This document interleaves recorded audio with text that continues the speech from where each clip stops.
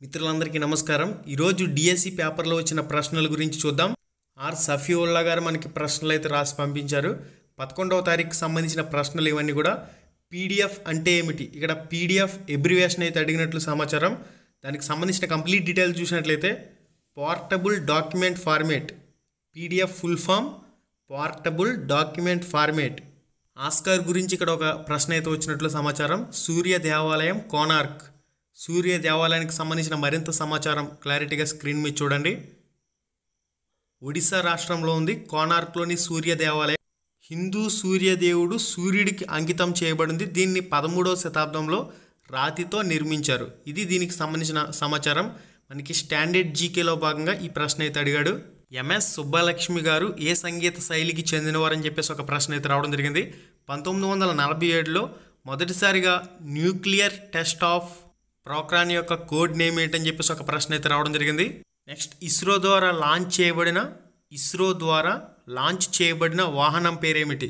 ఇస్రో భారత అంతరిక్ష పరిశోధన సంస్థ ద్వారా లాంచ్ చేయబడిన వాహనం పేర్లు మనం చూసినట్లయితే solar satellite launch vehicle PSLV, GSLV, దాంతోపాటుగా ఎస్ఎస్ఎల్వి. ఇవి మనకి ఇస్రో భారతీయ అంతరిక్ష పరిశోధన సంస్థ ద్వారా లాంచ్ చేయబడిన వాహనం పేర్లు. ఓకే, నెక్స్ట్ ప్రశ్న వచ్చేసరికి శ్రీకాళహస్తీశ్వర శతకమును ఎవరు రచించారని చెప్పేసి ఒక ప్రశ్న అయితే అడిగాడు. శ్రీకాళహస్తీశ్వర శతకమును దుర్జటి అనే కవి రచించడం జరిగింది. దుర్జటి విజయనగర రాజు కృష్ణదేవరాయల ఆస్థానంలో అష్టదిగ్గజ కవుల్లో ఒకరు.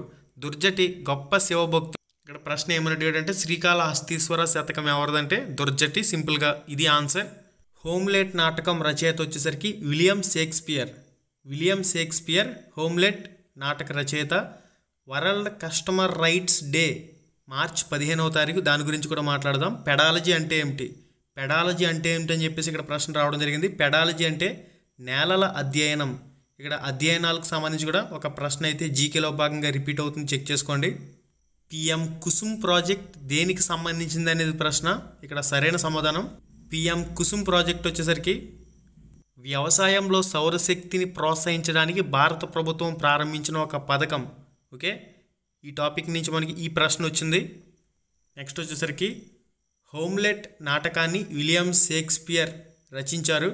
వరల్డ్ కస్టమర్ రైట్స్ డే అని చెప్పేసి అడగడం జరిగింది కదా. వరల్డ్ కస్టమర్ రైట్స్ డే వచ్చేసరికి మార్చ్ 15వ తారీఖు. ఇక్కడ డేస్ కూడా ఒక ప్రశ్న అయితే అడుగుతున్నాడు. నెక్స్ట్ చూడండి, 2024లో కేంద్ర సాహిత్య అకాడమీ పురస్కారం తెలుగులో పెనుగొండ లక్ష్మీనారాయణ రచించిన దీపిక విమర్శ అనే పుస్తకానికి లభించింది. నెక్స్ట్ తదుపరి ప్రశ్న, ఏ రాష్ట్రంలో ఇంగ్లీష్ అధికార భాషగా ఉంది? కామెంట్ రూపంలో పోస్ట్ చేయండి. నెక్స్ట్ ఇక్కడ ఒక పురస్కారం ఇచ్చి ఇది ఏ దేశానికి సంబంధించిందని చెప్పేసి ఆప్షన్లు అయితే ఇచ్చినట్లు సమాచారం. నెక్స్ట్ కాలుష్యం తక్కువగా ఉండే పదార్థం, పొటాషియం యొక్క సింబల్ కే. ఇది కూడా అడిగాడు ప్రశ్న కింద. కాలుష్యం తక్కువగా ఉండే ఆహార పదార్థాలు చాలా ఉన్నాయి. ముఖ్యంగా ప్రధానమైనది ఉప్పు, కొవ్వు పదార్థాలు. మెయిన్గా ఉప్పు అనేది ఆప్షన్లో ఉన్నట్లయితే ఇది రైట్ ఆన్సర్ అవుతుంది. మోటార్ను రిపేర్ చేయగల వ్యక్తి మోటార్ బోట్ను కూడా రిపేర్ చేయగలగడం. మనకి ప్రజ్ఞా రకాలు ఉంటాయి కదా, యాంత్రిక ప్రజ్ఞకు సంబంధించి. ఇక్కడ ప్రజ్ఞా రకాలకు సంబంధించి కూడా ఒక ప్రశ్న అయితే రావడం జరిగింది. వైగోట్స్కీకి సంబంధించి ఒక ప్రశ్న అయితే వచ్చినట్లు సమాచారం. ఫాదర్ ఆఫ్ స్టాటిస్టిక్స్ అని చెప్పేసి ఇక్కడ ఆప్షన్లు అయితే ఇచ్చినట్లు సమాచారం. ఫాదర్ ఆఫ్ స్టాటిస్టిక్స్లో ముఖ్యంగా రొనాల్డ్ ఏ ఫిషర్ 1890 నుంచి 1962 మధ్య ఈయన కాలం. మనకి నెక్స్ట్ వచ్చేసరికి భారత రాజ్యాంగంలో ఏ అధికారంలో SC/ST విద్యకు సంబంధించి ప్రస్తావించబడింది? దీనికి సంబంధించిన కంప్లీట్ సమాచారం మనం చూసినట్లయితే భారత రాజ్యాంగం ఆర్టికల్ 46 ప్రకారం దేశం సమాజంలోని అణగారిన వర్గాలకు ముఖ్యంగా SC/ST ఆర్థికంగా మరియు విద్యా ప్రయోజనాలు ప్రత్యేకంగా ప్రోత్సహించాలనే లక్ష్యంతో ఆర్టికల్ 16 సబ్ ఆర్టికల్ 4 ప్రకారం ప్రభుత్వ ఉద్యోగాల్లో SC/STలకు రిజర్వేషన్ కల్పించవచ్చు. దీనికి సంబంధించిన డీటెయిల్డ్ వివరణ కూడా చూడండి. ఆర్టికల్ 46 ఈ ఆర్టికల్ ప్రకారం దేశం సామాజిక అసమానతలను తొలగించడానికి మరియు అన్ని రకాల దోపిడీల నుంచి SC మరియు STలను రక్షించడానికి చర్యలు తీసుకుంటుంది. నెక్స్ట్ నేషనల్ ఓపెన్ స్కూల్స్ ప్రారంభించిన సంవత్సరం. దీని గురించి మాట్లాడినట్లయితే నేషనల్ ఓపెన్ స్కూల్ NOSకి సంబంధించి national institute of open school అనేది NIOSగా పేరు మార్చుకుంది. 1989లో స్థాపించబడింది. అయితే ఓపెన్ స్కూలింగ్ యొక్క ఆలోచన 1979లో సిబిఎస్ఈ ద్వారా ప్రారంభించబడిన ఓపెన్ స్కూల్ ప్రాజెక్ట్ ద్వారా మొదలైంది. ఓకే, మరి ఆప్షన్లలో ఏ విధంగా ఇచ్చాడో దాని ప్రకారం ఈ ప్రశ్నకు ఆన్సర్ చేయవలసి ఉంటుంది. నెక్స్ట్ వచ్చేసరికి జవహర్ నవోదయ విద్యాలయం ఎవరి రికమెండేషన్ ద్వారా ప్రారంభించారు? ప్రశ్న చూడండి, జవహర్ నవోదయ విద్యాలయాలు ఎవరి రికమెండేషన్ ద్వారా ప్రారంభమైనాయి? ఇది మనకి ప్రశ్న. జవహర్ నవోదయ విద్యాలయం జేఎన్వి అనేవి భారత మాజీ ప్రధాని రాజీవ్ గాంధీ ప్రతిపాదించారు 1986 జాతీయ విద్యా విధానంలో భాగంగా. 1986 జాతీయ విద్యా విధానంలో భాగంగా ఇక్కడ ఆప్షన్లు అయితే ఏది ఇచ్చాడో దాని ప్రకారం మీరు ఫాలో అయితే సరిపోతుంది ఈ ప్రశ్నకు సంబంధించి. నెక్స్ట్ ఎన్ఈపి 2020కి సంబంధించి ఒక ప్రశ్న అయితే రావడం జరిగింది. ఎన్సీఎఫ్ 2005లో 4వ అధ్యాయంలో ప్రస్తావించిన అంశం ఏంటని చెప్పేసి ఒకటి రావడం జరిగింది. ఇక్కడ ఖచ్చితంగా ఆర్టీఈ 2009, ఎన్సీఎఫ్ 2005, ఎన్ఈపి 2020 ఈ టాపిక్ నుంచి బిట్స్ అయితే వస్తున్నాయి కాబట్టి వీటి గురించి కంప్లీట్ సమాచారం అంతా కూడా మన రామ్ రమేష్ ప్రొడక్షన్స్ టెలిగ్రామ్ గ్రూప్లో కూడా నేనైతే పోస్ట్ చేశాను. అక్కడి నుంచి ఈ డేటా అంతా కూడా మీరు చదివారంటే కంప్లీట్గా ఒక మార్క్ అనేది మిస్ అవ్వదు. విద్యా హక్కు చట్టం ఆర్టీఈ 2009కి సంబంధించి జమ్మూ కాశ్మీర్ మినహా మిగిలిన దేశమంతటా ఏప్రిల్ 1, 2010 నుంచి అమల్లోకి రావడం జరిగింది. 1వ తరగతి నుంచి 5వ తరగతి వరకు విద్యార్థి ఉపాధ్యాయ నిష్పత్తి 1:30 నిష్పత్తిలో ఉండవలసి ఉంటుంది. ఇక్కడ 1వ తరగతి నుంచి 5వ తరగతి వరకు మనం చూసినట్లయితే విద్యార్థుల సంఖ్య 150 మించినట్లయితే 5 టీచర్లు ప్లస్ ఒక హెచ్ఎం పోస్ట్ అయితే ఇవ్వాల్సి ఉంటుంది. విద్యార్థుల సంఖ్య అనేది 200 దాటినట్లయితే ఉపాధ్యాయ విద్యార్థి నిష్పత్తి 1:40. 6వ తరగతి, 7వ తరగతి, 8వ తరగతికి సంబంధించి ప్రాథమికోన్నత స్థాయిలో ఉపాధ్యాయ విద్యార్థి నిష్పత్తి 1:35. ఇక ఈ కమిటీకి సంబంధించిన ముఖ్యమైన అంశాలు ఏందనేది ఇక్కడ మీరు స్క్రీన్ మీద చెక్ చేయొచ్చు. ఆల్రెడీ ఈ ఇమేజెస్ అన్నీ కూడా మన రామ్ రమేష్ ప్రొడక్షన్స్ టెలిగ్రామ్ గ్రూప్లో పోస్ట్ చేశాను. అదేవిధంగా రామ్ రమేష్ ప్రొడక్షన్ మనకి కమ్యూనిటీ ట్యాబ్లో కూడా ఈ పోస్ట్ అయితే పెట్టాను. అక్కడి నుంచి కూడా చాలామంది ఈ డేటా అంతా కూడా ఆల్రెడీ చదువున్నారు. ప్రాథమికోన్నత తరగతుల్లో సామాన్య శాస్త్రం ప్లస్ గణితానికి సంబంధించిన ఒకరు, సాంఘిక శాస్త్రానికి ఒకరు, భాషోపాధ్యాయుడు ఒకరు. నెక్స్ట్ మనకి విద్యా సంస్థల పని దినాల గురించి మాట్లాడుకున్నట్లయితే ప్రాథమిక స్థాయిలో 1వ తరగతి నుంచి 5వ తరగతి వరకు 200 రోజులు 800 గంటల బోధనా సమయం అయితే ఉండాలి. ప్రాథమికోన్నత స్థాయిలో 6వ తరగతి నుంచి 8వ తరగతి వరకు 220 రోజులు బోధనా గంటలు అనేది 1000 గంటల సమయం అయితే ఉండాలి. స్కూల్ పేరెంట్ మానిటరింగ్ కమిటీగా ఇక్కడ మనకి ఆంధ్రప్రదేశ్లో తల్లిదండ్రుల పర్యవేక్షణ సంఘం, దీనికి సంబంధించి ఈ అంశం అనేది ఇందులో భాగమే. ఆర్టీఈ 2009.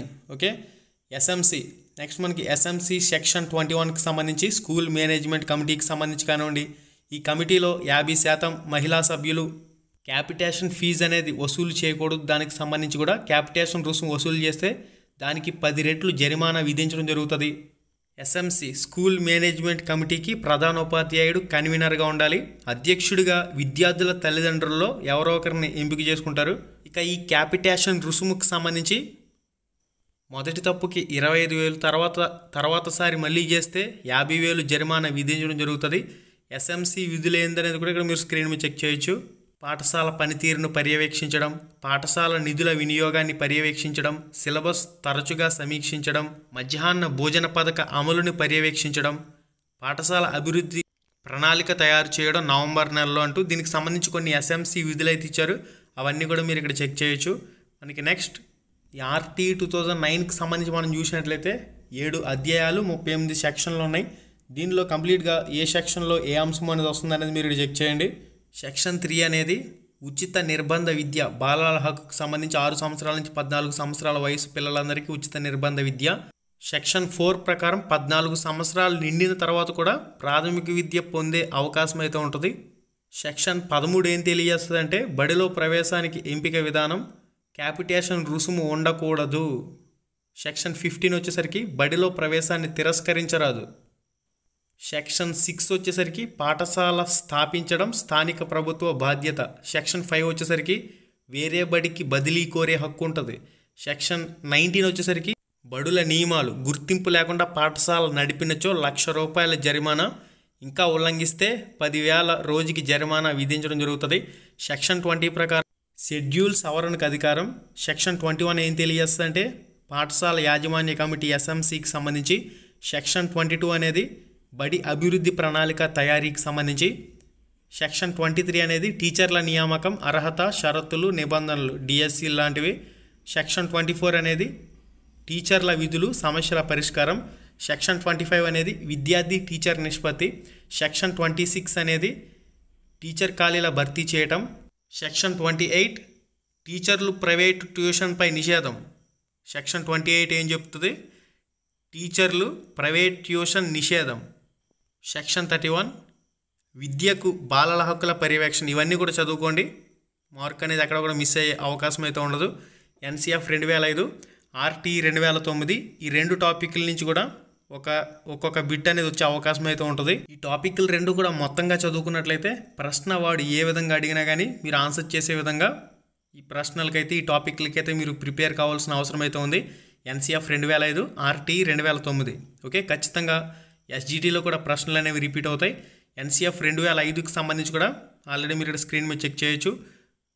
UGC మాజీ చైర్మన్ ప్రొఫెసర్ S. పాల్ చైర్మన్గా 34 మంది విద్యావంతులతో జాతీయ స్టీరింగ్ కమిటీని నియమించారు. దీనిలో మొత్తంగా 21 ఫోకస్ గ్రూపుల సభ్యులు, 35 మంది, మొత్తంగా 34+1. ఇందులో మెయిన్గా మనం చూసినట్లయితే 4 మార్గదర్శకాంశ నియమాలు ఉన్నాయి. మొదటిది వచ్చేసరికి పాఠశాల జీవితాన్ని పాఠశాల బయట జ్ఞానంతో అనుసంధానం చేయాలి. రెండవది వచ్చేసరికి కంఠస్థం బట్టి పద్ధతుల నుంచి అభ్యసనాన్ని దూరం చేయాలి. మూడవది వచ్చేసరికి పాఠశాల పాఠ్య ప్రణాళికను పాఠ్యపుస్తకాలకు మాత్రమే పరిమితం కాకుండా విస్తరించటం. ఇక 4వ అంశం వచ్చేసరికి పరీక్షలను సులభతరం చేసి తరగతి గది జీవితంతో ఐక్యం చేయటం.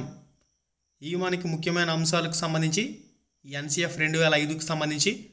ఇక కంప్లీట్గా అధ్యాయాలు ఎన్ని ఉంటాయంటే 5 అధ్యాయాలు 38 అంశాలు అయితే ఉంటాయి. ఈ అంశాలన్నీ కూడా మీరు ఇక్కడ చెక్ చేయొచ్చు, ఏ అంశం అనేది ఎందులోకి వెళ్తుంది అనేది. భారం లేని అభ్యసనం, 22 భాషలు అనువాదం. ఈ NCF 2005 ఏం చెప్తుందంటే SGT టీచర్కి 5 సంవత్సరాల శిక్షణ అవసరం. చాటోపాధ్యాయ కమిటీ కిక్కిరిసిన తరగతుల్లో సృజనాత్మక బోధన అసాధ్యం. కొటరీ కమిషన్ ఏ సబ్జెక్టుకు కూడా ఒకే పాఠ్యపుస్తకాన్ని నిర్దేశించరాదని ఎవరు చెప్పారంటే మొదలియార్. ఈ విధంగా కొన్ని అంశాలు ఉన్నాయి, ముఖ్యమైన అంశాలు, అవన్నీ కూడా చూసుకోండి. అధ్యాయం 1లోకి వచ్చేసరికి శ్రమ లేని సాంఘిక న్యాయం, సమానత్వం, లౌకికవాదం, లింగ సమానత్వం, SC/ST అంగవైకల్యం వారికి అవసరాలు తీర్చడం, ఈ అంశాలనే ఉన్నాయి. ఇక అధ్యాయం 2లో వచ్చేసరికి స్థానిక జ్ఞానానికి ప్రాధాన్యత ఇవ్వటం. పాఠ్యపుస్తక జ్ఞానం కంటే స్థానిక జ్ఞానానికి ఎక్కువ ప్రాధాన్యత ఇవ్వడం.